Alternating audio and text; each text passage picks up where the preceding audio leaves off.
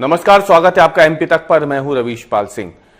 हमारी इस खास पेशकश एमपी फाइल्स में आज हम बात करने वाले हैं सुप्रीम कोर्ट में ओबीसी आरक्षण को लेकर जो महत्वपूर्ण सुनवाई हुई है, उसने एक तरीके से अब मध्य प्रदेश में 27% ओबीसी आरक्षण को लेकर रास्ता काफी हद तक साफ कर दिया है।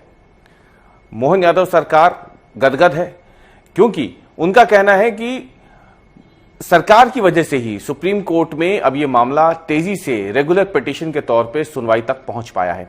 इसमें अब अंतिम सुनवाई होने वाली है 22 तारीख को, और उससे पहले रोजाना इस मामले में अब सुनवाई होगी। इसे लेकर के सुप्रीम कोर्ट ने तमाम बातें आज कह दी है, लेकिन इसके साथ ही सरकार को फटकार भी लगाई है।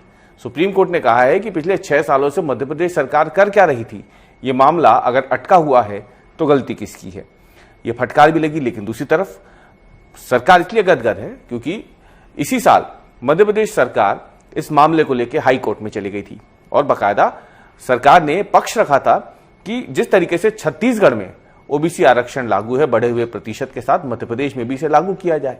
तो सरकार का भी यह साफ तौर पर कहना है कि उनके प्रयासों से ही फिलहाल ओबीसी आरक्षण का 27% ओबीसी आरक्षण का रास्ता साफ हो रहा है। लेकिन सुप्रीम कोर्ट के भी अपने तर्क हैं, इसी पर आज हम चर्चा करेंगे। हमारे साथ मध्य प्रदेश के वरिष्ठ पत्रकार रिजवान अहमद सिद्दीकी जी जुड़े हैं।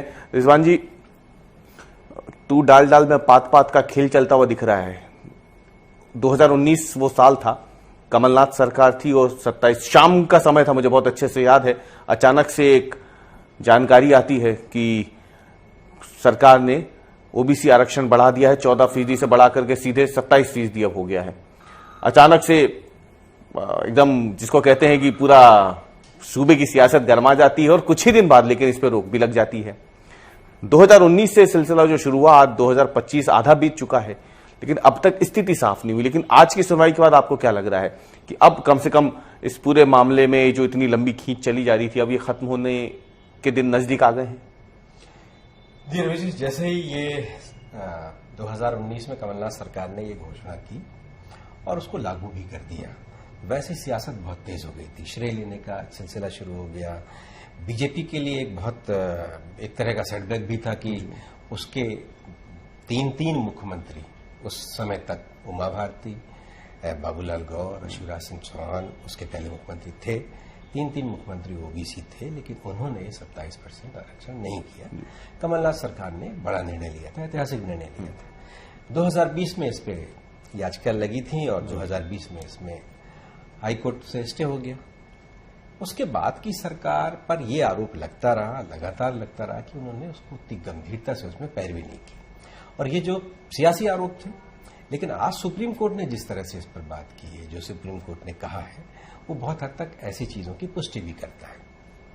सुप्रीम कोर्ट में पिछली बार जब सरकार गई थी, जब सुनवाई हुई थी अभी पीछे जुलाई माह में, तब सरकार ने कहा था कि वो चाहते हैं जिस तरह से छत्तीसगढ़ में आरक्षण दिया गया है, 58% तक वहां आरक्षण है, उसी तर्ज पर मध्य प्रदेश में भी कर दिया जाए। और तभी ये लगने लगा था कि सरकार भी चूंकि अब खुल के आ गई है, इसलिए कि होल्ड और अनहोल्ड जो एक विषय है इसमें, उसमें कुछ इस तरह से है कि 27% भर्तियां तो हो गई एमपीपीएससी में जी, और उसके 13% ओबीसी के लिए 13% सीट होल्ड कर दी गई है। मतलब 87% लोगों को भर्ती दे दी गई और 13% आज भी प्रतीक्षा में है जी। उन्हीं की तरफ से याचिका लगाई गई थी, उनकी तरफ से ओबीसी महासभा और अन्य संगठन तो इसको तो हम रिजवान जी ऐसा मान के चल देना कि आपने जैसे कहा, इस सरकार ने कम से कम यहाँ पे ये पक्ष लिया ओबीसी वर्ग का कि छत्तीसगढ़ का उदाहरण देते हुए सुप्रीम कोर्ट से ये गुहार लगाई गई कि यहाँ पे प्रतिशत बढ़ा दिया जाए, ओबीसी आरक्षण बढ़ा दिया जाए। तो जो सरकार कह रही है कि हमारे प्रयासों से ही ये सफल हुआ है, तो कुछ हद तक ये भी सही लग रहा है? बिल्कुल। मोहन यादव सरकार ने पिछली सुनवाई में अपनी स्थिति स्पष्ट कर दी थी, अपनी नीति स्पष्ट कर दी थी, और उससे ये लगने लगा था कि सरकार खुलकर इसके समर्थन में आ गई है। और पूरे देश भर में जैसा कि आप देख रहे हैं, एक माहौल है ओबीसी को लेकर, जनगणना भी अब ओबीसी को लेकर होगी, एक माहौल सा हो गया है।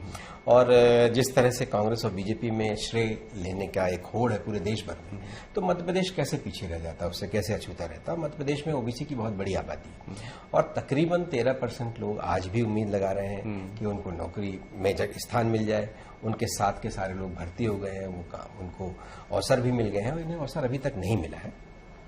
तो अब जिस तरह से न्यायालय ने लेकिन आज बहुत तल्ख टिप्पणी भी की है कि जब हम इसमें अपनी लिखना शुरू कर देते थे, उसके बाद आपकी तरफ से कोई आता था, मतलब जाहिर है कि लापरवाही थी। अब वो सरकार ने इस तरह से कहा या वहां जो सरकार की ओर से खड़े होने वाले वकील हैं उनकी लापरवाही है, इसको सरकार को देखना चाहिए, गंभीरता से लेना भी चाहिए कि आपने जिन्हें जिम्मेदारी सौंपी है वो कितने गंभीर हैं इस तरह के मामलों में। लेकिन एक अच्छे संकेत है कि ये जो लोग जिनके लिए पद खाली रह गए थे उन्हें मौका मिल सकता है और कुछ इसी तरह की मंशा सुप्रीम कोर्ट की दिखती है। 22 सितंबर की तारीख तय हुई है रिजवान जी, अंतिम सुनवाई कहा जा रहा है कि इसके बाद जो है सुनवाई नहीं होगी, तब तक रेगुलर सुनवाई होगी और 22 सितंबर को अंतिम फैसला इस पर ले लिया जाएगा सुप्रीम कोर्ट में। जाहिर सी बात है, जब सुप्रीम कोर्ट ही फैसला ले लेगा फिर तो इसे लागू होना ही है, जो भी फैसला सुप्रीम कोर्ट की तरफ से लिया जाएगा। आगे इसके क्या परिणाम मध्य प्रदेश की सियासत के हिसाब से आपको लग रहे हैं? श्रेय किसके पास जाएगा? वो क्या उनके पास जिन्होंने 27% ओबीसी आरक्षण लागू किया था 2019 में, या फिर उनके पास जिनके प्रयासों से, जिन्होंने पिछली सुनवाई में पक्ष रखा अपना और आज दावा है कि उनके प्रयासों से ही ये रेगुलर पिटीशन की सुनवाई और फिर अंतिम सुनवाई का दिन जो है वो मुकर्रर कर दिया गया है?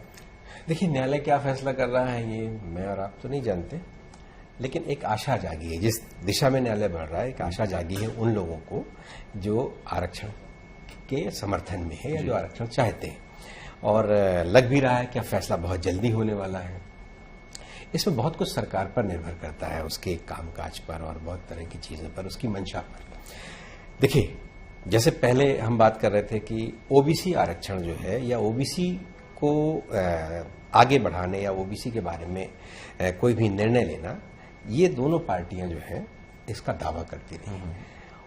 बीजेपी कहती है कि उनके प्रधानमंत्री जो हैं वो भी ओबीसी हैं, उन्होंने एक ऐसे व्यक्ति को प्रधानमंत्री बनाया। मध्य प्रदेश की अगर हम बात करें, चूंकि ये मध्य प्रदेश से संबंधित मसला है, तो तीन मुख्यमंत्री ओबीसी थे और अब चौथे, और ये चौथे भी ओबीसी हैं। कांग्रेस में तो ओबीसी मुख्यमंत्री नहीं थे, लेकिन इसकी घोषणा या इस पर नियम कांग्रेस ने बनाए थे। तो और वहीं दूसरा, देश भर में राहुल गांधी जिस तरह से ओबीसी की बात करते हैं और वो बहुत मुखर होकर इस पर बात करते हैं, तो ये जो भी कुछ है श्रेय लेने की तो दोनों कोशिश करेंगे। और राजनीति है, अब जनता किस पर विश्वास करती है ये अलग बात है, लेकिन दोनों लोगों का कहीं न कहीं योगदान है। और आने वाले वक्त में किस तरह से इस पर क्या फायदा किसको मिलने वाला है एक अलग बात है, लेकिन इतना तय है कि अगर इसके पक्ष में फैसला आ गया तो उन 13% अभ्यर्थियों को तो तत्काल फायदा मिलेगा। तो मध्य प्रदेश में आपको याद होगा कि 2018 विधानसभा चुनाव से पहले एक नारा बड़ा चला था, माई का लाल। उसका नुकसान हुआ था क्या भाजपा को उस समय, अगर हम बात करें तत्कालीन चुनाव में?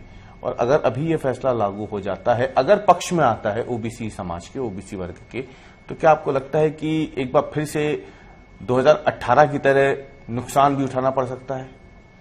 देखिए, ओबीसी एक बहुत बड़ा वर्ग है और ये जो माई का लाल जो नारा आया था, शिवराज सिंह चौहान ने वो नारा लगाया था, वो एक्चुअल SC/ST में पदोन्नति से संबंधित मसला था।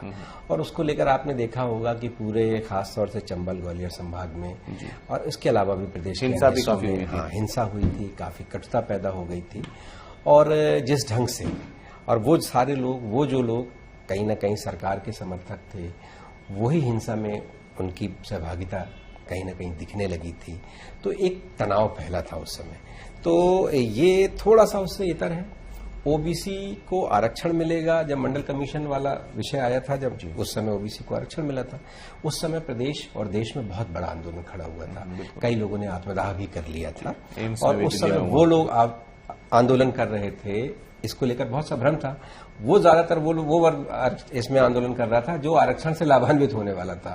ये भी बहुत उसमें बहुत अलग तरह की परिस्थितियां थी। लेकिन अभी लोगों को मालूम है ये क्या हो रहा है, और जाहिर है कि आरक्षण किसी को फायदा पहुंचाता है और किसी के अहम को ठेस भी पहुंचाता है। योग्यता लाभ नहीं मिल रहा, ये नहीं मिल रहा, इस तरह की बहुत तरह की बातें होंगी। लेकिन ओबीसी एक बहुत बड़ा वर्ग है, तो इससे बहुत डैमेज किसी एक को हो जाएगा ऐसा नहीं। हाँ, किसको श्रेय मिलता है उसी पे सब कुछ निर्भर करता है। बिल्कुल, बहुत धन्यवाद हमसे बात करने के लिए, जुड़ने के लिए। तो किसको श्रेय मिलता है ये बहुत हद तक निर्भर करेगा 22 सितंबर को, जब सुप्रीम कोर्ट में इस मामले की अंतिम सुनवाई होगी। कमलनाथ सरकार थी मध्य प्रदेश में जब इसे लागू किया गया, लेकिन वर्तमान में मोहन यादव सरकार है जो फिलहाल ओबीसी वर्ग का पक्ष लेकर के सुप्रीम कोर्ट में अपनी दलील दे चुकी है कि मध्य प्रदेश में भी ओबीसी आरक्षण 27% किया जाए। और जिस तरीके से अब सुप्रीम कोर्ट से खबरें निकल के सामने आई हैं, सुप्रीम कोर्ट ने तल्ख टिप्पणियां जरूर की है, फटकार जरूर लगाई मध्य प्रदेश सरकार को कि वो 6 साल से क्या कर रहे हैं, लेकिन बीते 1.5 सालों में मोहन यादव बतौर मुख्यमंत्री जिस तरीके से इस मामले को लेकर के अब तक बयान दे चुके हैं या फिर अपनी बात सामने कर चुके हैं, वो स्पष्ट कर चुके थे कि 27% ओबीसी आरक्षण को हर हाल में लागू करना उनकी सरकार की प्राथमिकता है। और जिस तरीके से पिछली सुनवाई में सुप्रीम कोर्ट में मध्य प्रदेश सरकार ने अपना पक्ष रखा था, काफी चीजें तब साफ हो गई थी। और अब सुप्रीम कोर्ट भी कह ही चुका है कि 22 सितंबर को इस मामले में अंतिम सुनवाई कर दी जाएगी। यानी काफी हद तक वर्तमान सरकार इसका श्रेय जरूर हासिल करने की कोशिश करेगी कि उनकी सरकार में रहते मध्य प्रदेश में 27% ओबीसी आरक्षण जो पिछले 6 सालों से 87 बनाम 13% के एक गुत्थी में उलझा हुआ है, अब ये उलझन शायद खुल सकेगी। हमारी आज के विश्लेषण में इतना ही। कल हम फिर हाजिर होंगे एक नए मुद्दे के साथ, एक नए विश्लेषण के साथ। तब तक के लिए धन्यवाद।